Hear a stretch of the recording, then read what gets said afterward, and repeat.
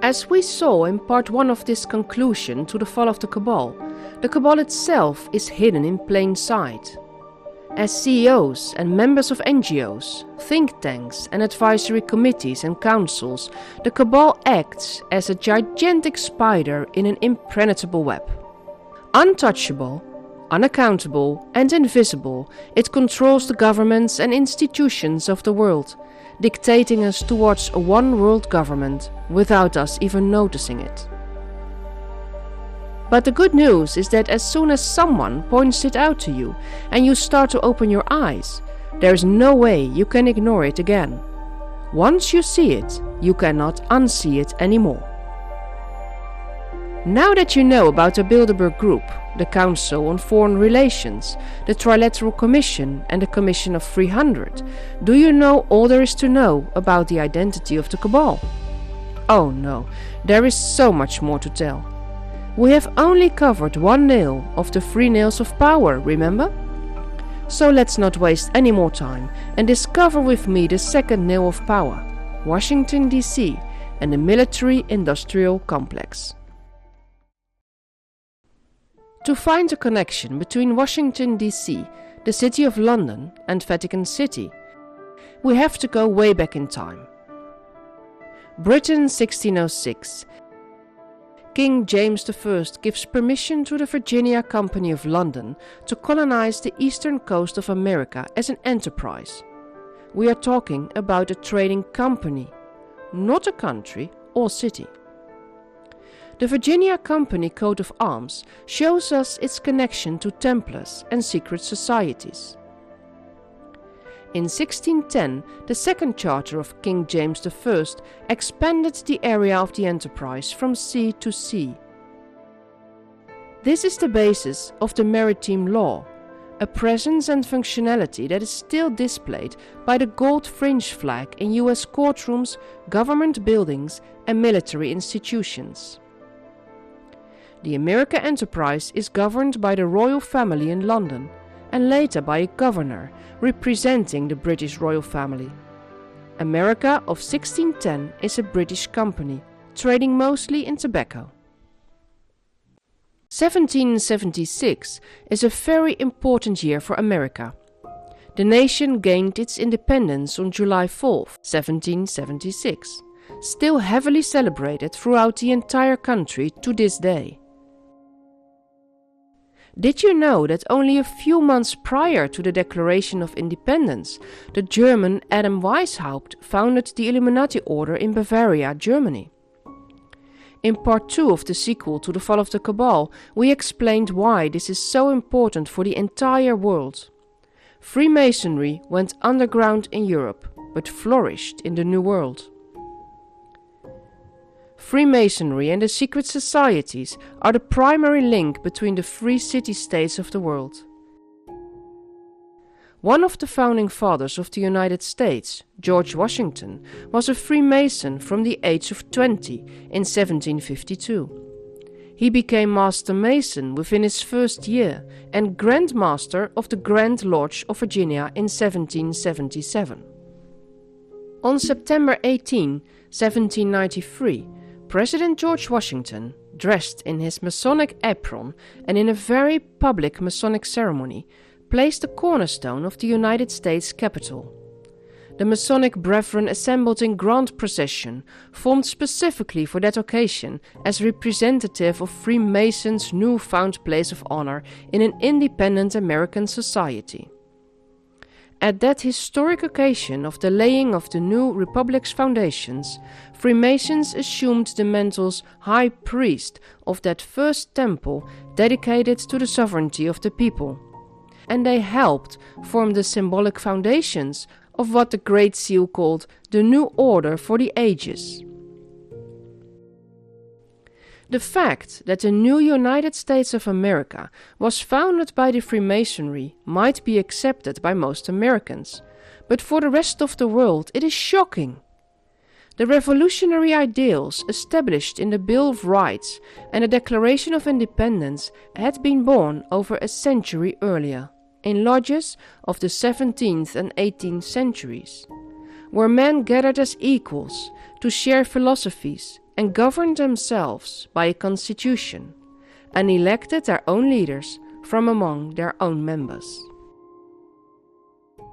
Another example of the Masonic origins of the United States is again in plain sight: the Great Seal shown on every US dollar bill. It contains multiple Masonic symbols, amongst others the all-seeing eye. E.R. Capt, in his booklet Our Great Seal, says, "The Great Seal given to our country, after years of laborious heraldic and symbolic study, reveals our true national origin and destiny." With this knowledge in mind, we can better understand the next developments in time. Let's focus on Washington, D.C., our epicenter for the military-industrial complex. Established in 1790 by the US Congress, Washington, D.C. was created as a separate entity through the passage of the Residence Act. It was named after the first President of the United States, George Washington, and serves as the permanent capital of the United States. Currently, it covers an area of 68 square miles and houses the headquarters of many federal agencies and departments. Washington, D.C. has its own flag, based on the family coat of arms of George Washington, still visible on the 16th century Sulgrave Manor in the United Kingdom, from where the Washington family originates. It will not come as a big surprise anymore that the gigantic 555-foot-tall obelisk, known as the Washington Monument, was given and financed in 1848 by 250 Masonic lodges. Despite their contributions, the National Monument Society ran out of funds and Congress had to finish the job. When visiting the monument, one can still see the 22 Masonic memorial stones, contributed by 14 grand lodges and 8 individual lodges.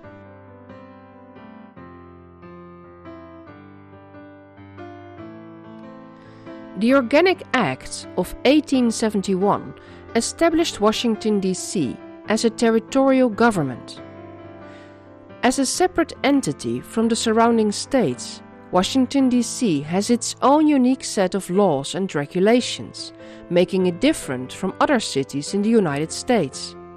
Being not a state nor a city, it's an enclave for our rulers, seen and unseen. The perfect seat for the military-industrial complex. Many people have investigated the Organic Act of 1871, claiming it made the United States a corporation and no longer a constitutional republic. Without going into detail, this discussion brings much speculation and division among people. At the end, we can all conclude that the American government does not work in the interest of we the people, but has always been a puppet for its deep state masters. Whether the United States is a corporation or not, the most important fact is to establish who is in charge and to whom the government is truly held accountable. When we focus on the initial creation of the District of Columbia as a separate entity, corporation or not, we see that it enabled a cartel of elites with a physical location to collect and conduct covert militaristic operations, camouflaged by the shadows of self-empowered bureaucracies.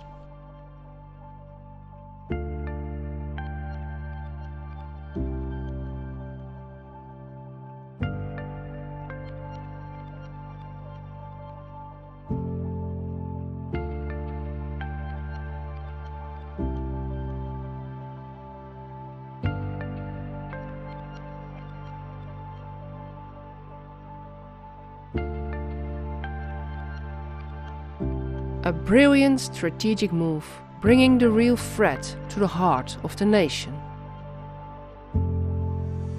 President Dwight Eisenhower, in his farewell statement to the country in 1961, identified this threat as the military-industrial complex. The military-industrial complex has come to control the world.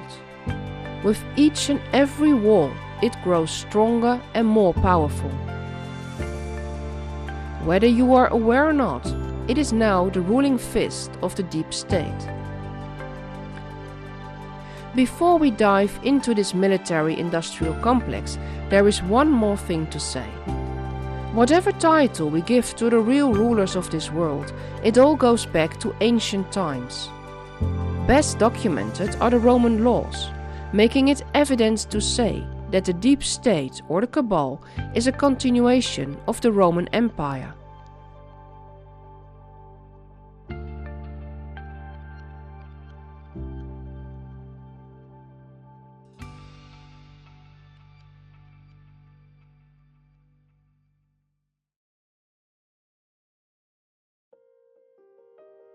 As the visible Roman Empire collapsed, the true rulers of the empire continued underground, just like the Templars and the Illuminati.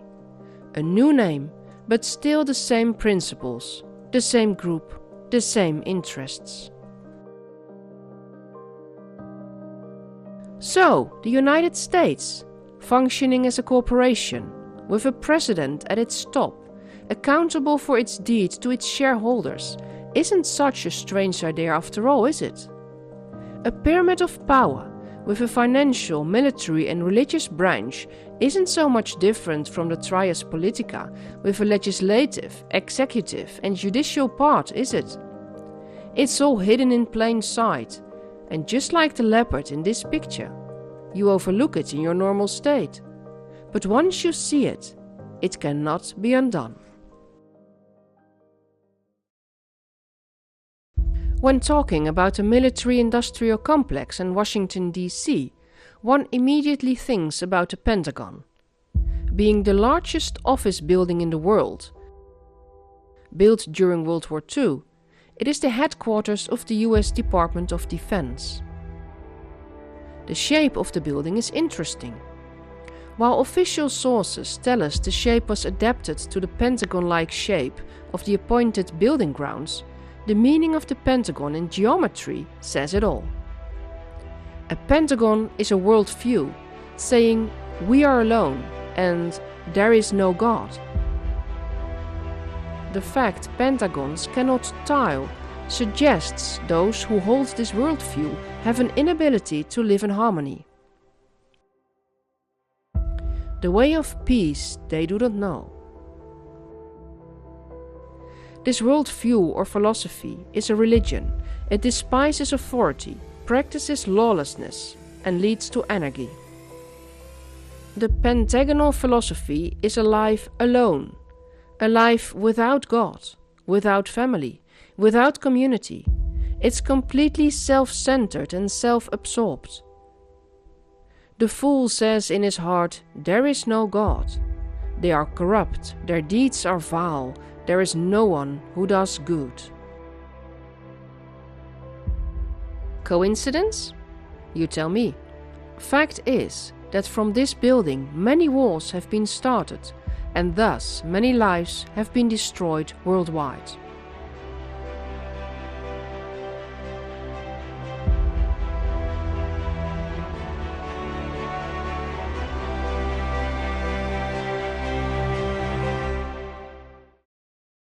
Some facts. The United States spends more on the military than any other country. In 2023, military spending by the US made up almost 40% of the total military spending worldwide. Military spending in the US increased by 62% between 1980 and 2023, being 13% of the 2023 $6 trillion federal budget. The US Congress has approved $175 billion in total assistance for Ukraine since Russia's invasion of Ukraine nearly 3 years ago.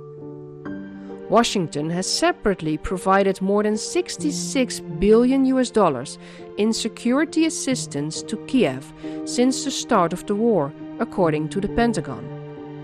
Treasury Secretary Janet Yellen says, Ukraine's success is in America's core national interest. Incomplete statistics show that from the end of World War II up till now, more than 80% of all wars worldwide were initiated by the United States.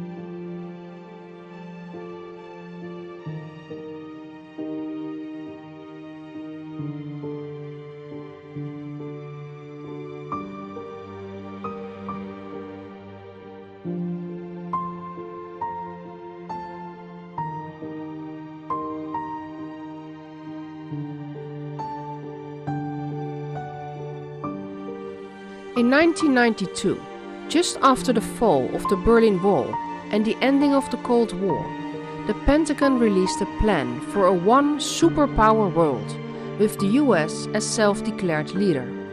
No rival superpower is allowed to emerge. Of course, a new committee saw the day of light to achieve this goal. Meet the PNUC, the Project for the New American Century, founded in 1997. An NGO, promoting America's worldwide leadership. American leadership is good both for America and for the world. All 25 members of the PNAC had positions in the Bush administration.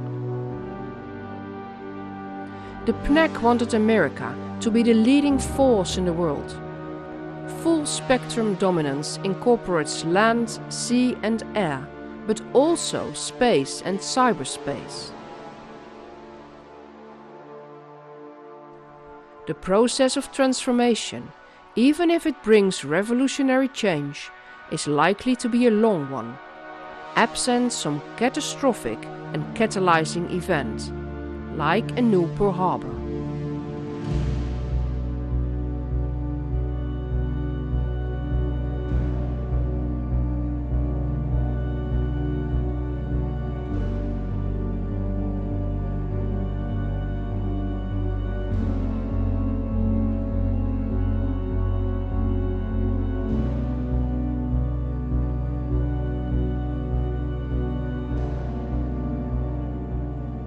In 2006, the PNAC is replaced by the Foreign Policy Initiative, which focused primarily on Iraq and Afghanistan, and ended in 2017.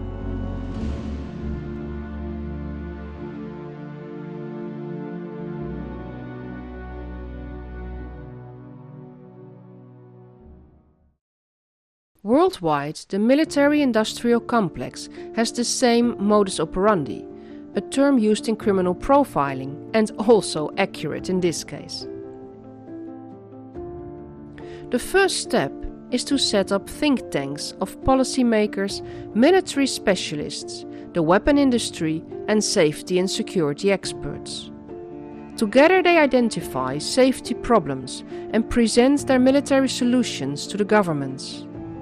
The governments confirm the emergency and provide the funds necessary. The think tank then decides what military means must be bought, gaining more control with every action. The official term for this modus operandi is called the Iron Triangle. The three sides of the pyramid are occupied with Congress, the Pentagon, and defense contractors. Or one can say the lawmakers, military, and lobbyists. They work together in a way that maintains itself. The lobbyists make sure, with their dark money, that the right politicians remain in power. The Pentagon makes sure there are wars. The government bends the rules and pays for the weapons industry with your tax money. The defense contractors supply the weapons, selling them to the military. With this double money from the government and later the selling of the weapons, they have lots of funds to spend as dark money, influencing policymakers and elections. They all protect each other, which makes their power grow and grow. Let me give you 3 small examples. Example 1. How public health is identified as a security problem. The problem is defined. New viruses spread quickly throughout the continents. The solution will be to have more control over people's movements. The result is militarization of public health.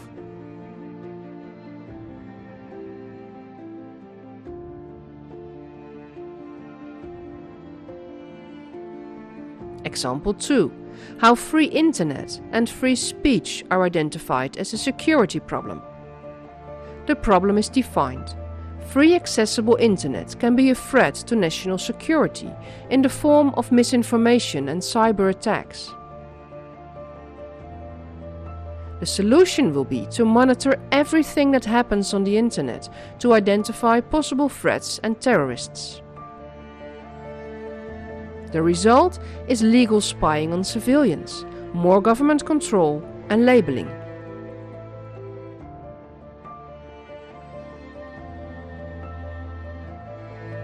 Example 3. How a humanitarian problem is identified as a security problem. The problem is defined. Refugees can be a potential threat to national security. The solution will be to militarize the borders and refugee camps.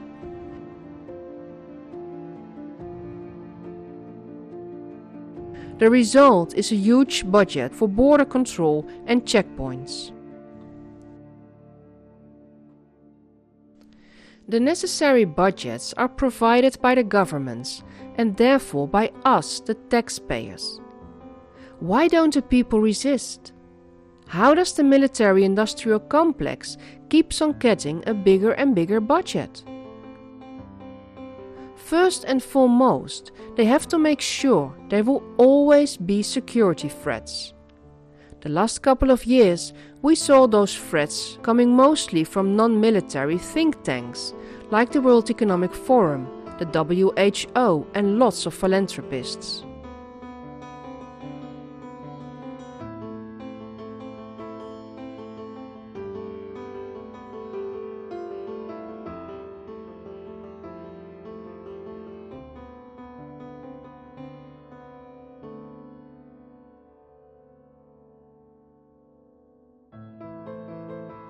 Secondly, they have to deploy the mainstream media to spread the narrative and thus the fear. They must always have the solution ready and on hand, so the fearful people will reach out to them for help. Finally, they complete the scheme by creating common enemies, new threat scenarios to keep the people afraid and submissive, and by repeating the same message. The only true solution will be a new world order.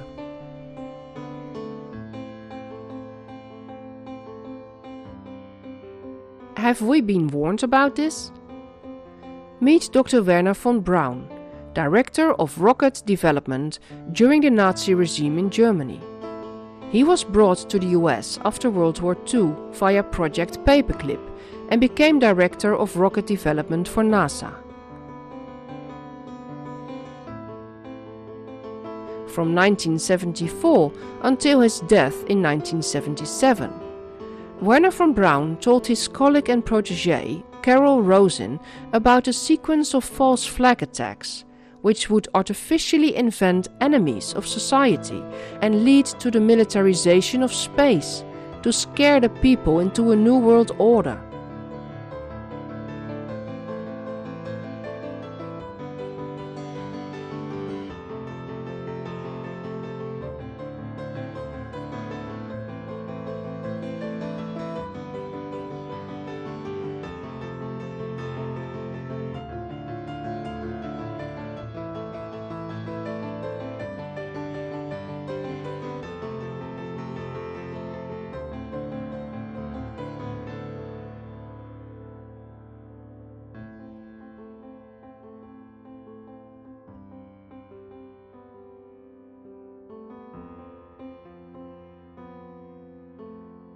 This is the sequence of enemies: communism,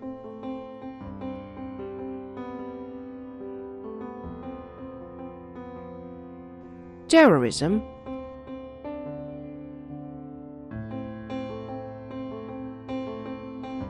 asteroid impacts,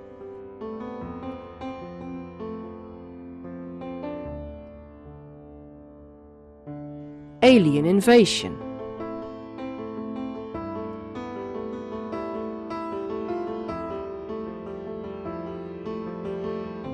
The ultimate solution to all these threats is of course a one-world military order.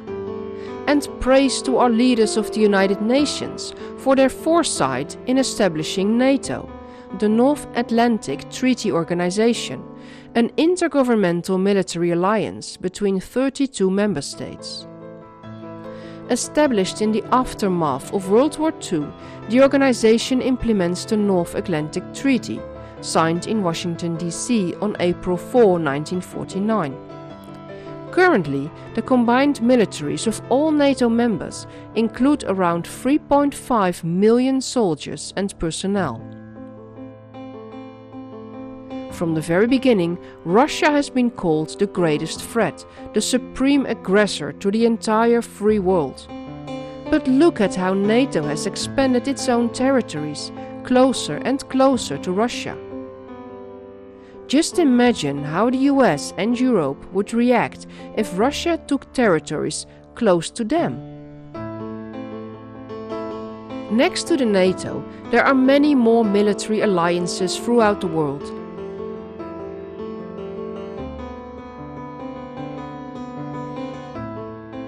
Consuming taxpayers' money and doing not much more than playing out the already mentioned agenda. Because at the end, all they want is more money and thus more power. One can wonder, why would they need all this power? What are they so afraid of? They are afraid of you. They are afraid that you will stand up and say no. Because without your consent, they are nobody. Just like the bully on the schoolyard is a nobody without his followers, the military-industrial complex has no power when you withdraw it. It's that simple. That's how powerful you truly are. And that is why the Cabal takes all this effort to keep you small, afraid, and obedient. The Cabal cannot exist when you claim your power. It cannot exist without your consent. The Cabal knows you would choose love and healing in a truly open and free society. But then there would be no place for the deep state. So with that in mind, we are ready to expose the last nail of the triad of power, Vatican City. Follow me to part 3 of the conclusion to the fall of the Cabal.